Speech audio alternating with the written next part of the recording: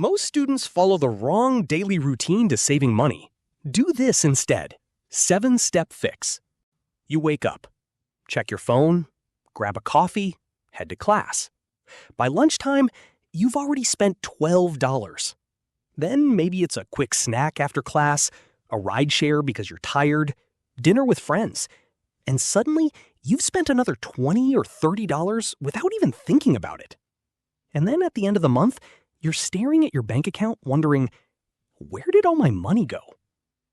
If you're a student and it feels like no matter how hard you try, you just can't save money consistently, here's the thing. It's probably not because you don't make enough money. It's because you're following the same daily routine as everyone else. And that routine is designed to keep you broke. Today, I'm going to show you the 7-step daily routine that helped thousands of students stop living paycheck to paycheck and start building real savings. And some of these steps are probably the exact opposite of what you've been told. Hey, my name is Raya, and I spend way too much time thinking about personal finance, wealth building, and why some people save money effortlessly while others struggle for years. If you're someone who keeps running out of money before the end of the month, struggles to save consistently, or feels like your spending is completely out of control, make sure to hit the subscribe button and give this video a thumbs up if this helps you out. Let's get into it. Why most students fail to save money. Look, most students think saving money is about discipline. It's not, at least not primarily. Research from behavioral economists has repeatedly shown that environment influences behavior more than motivation.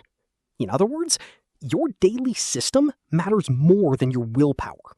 And that's great news, because systems are easier to fix than personality. Here's what most people don't realize. The average American spends hundreds of dollars each month on small, unplanned purchases, not because they're irresponsible, but because their environment constantly encourages spending.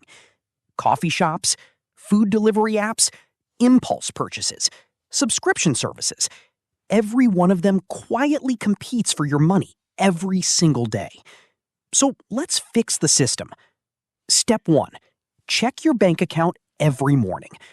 This sounds ridiculously simple, because it is. Most students avoid looking at their money. They check Instagram 5 times before breakfast, but haven't checked their bank balance in 3 days. That's a problem. Think of it like driving a car. You wouldn't drive without looking at the speedometer.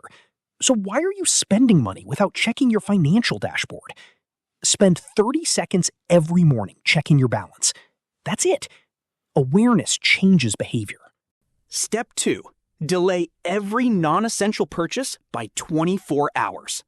Now, you might be thinking, but Ryan, it's only $10. That's exactly the problem. Most financial damage isn't caused by one massive purchase. It's caused by dozens of tiny emotional purchases. Let's do some math. A $10 purchase made 5 times per week equals $50 per week, about $200 per month. That's $2,400 per year. For many students, that's a semester's worth of textbooks. The 24-hour rule forces your emotional brain to hand control back to your logical brain. And surprisingly, most things stop feeling necessary after 1 day. Step 3. Eat before you leave home. This sounds unrelated. It's not. Psychologists call it decision fatigue. When you're hungry, tired, stressed, or rushed, your brain becomes worse at making financial decisions. A student who leaves home hungry is much more likely to buy expensive convenience food later. One $8 lunch doesn't sound bad. 5 times a week? That's over $2,000 a year. Small decisions become big outcomes. There's a researcher worth knowing here, too. Robert Summer, an environmental psychologist, spent decades studying how people actually use space, particularly how they choose where to sit. In his studies of cafeterias, libraries, and waiting rooms, he found people consistently avoided the center of open spaces and gravitated toward edges, corners, and walls. He called some arrangements sociofugal, meaning they push people apart and expose them, and others sociopedal, meaning they draw people together and shelter them. People weren't choosing seats based on conversation or convenience nearly as often as you'd think. They were choosing them based on where they felt covered. Think about how strange this is if you slow down and actually look at it. You are, in this exact moment, almost certainly living somewhere with locks on the doors, walls on every side, and no large predators within hundreds of miles. None of that has switched off the circuit. You still glance at exits in movie theaters. You still feel a flicker of discomfort with your back to a crowded room. You still, even now, like a window with a view more than a windowless room, even though nothing has ever come through that window to threaten you. Step 4. Create a daily spending limit. Most students budget monthly. I think that's backwards. Your brain doesn't live in monthly cycles. It lives today. Let's say after bills and necessities, you have $300 available each month. Divide that by 30 days. That's roughly $10 per day. Now, every spending decision becomes easier. You don't have to ask, can I afford this? You ask, is this worth today's spending allowance? Huge difference. Step 5, automate savings immediately. This is where it gets really interesting. Most students save what's left over. Wealthy people save first and spend what's left. Even if it's only $1, $5, or $10. Automation removes decision-making. And when decisions disappear, consistency increases. If you automatically save $5 per day, that's $150 per month. That's $1,800 per year. Not life-changing overnight, but absolutely life-changing over several years. Step 6. Track just one number. People make saving way too complicated. You don't need 14 spreadsheets. You don't need advanced financial software. Track one number. Your net savings. Every week ask, did my savings go up or down? That's it.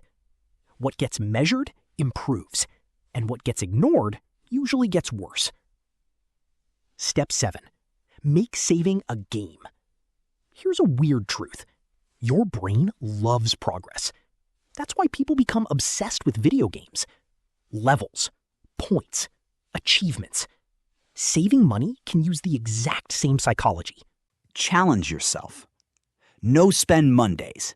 Save $100 challenges. 30-day spending streaks. Whatever works. Because the goal isn't just saving money. The goal is making saving feel rewarding. The bigger lesson. The biggest mistake students make is believing they'll start saving later. After graduation. After the promotion. After they make more money. But habits don't magically appear when income increases. They scale. If you can't manage $500 per month, managing $5,000 per month won't suddenly become easy. The students who become financially successful aren't necessarily smarter. They simply build better systems earlier. And those systems compound over time. Just like investing. Just like wealth. Just like success. So here's your challenge. Pick just one of these 7 steps and start today. Not tomorrow, not next week. Today. Because financial freedom isn't built through one giant decision.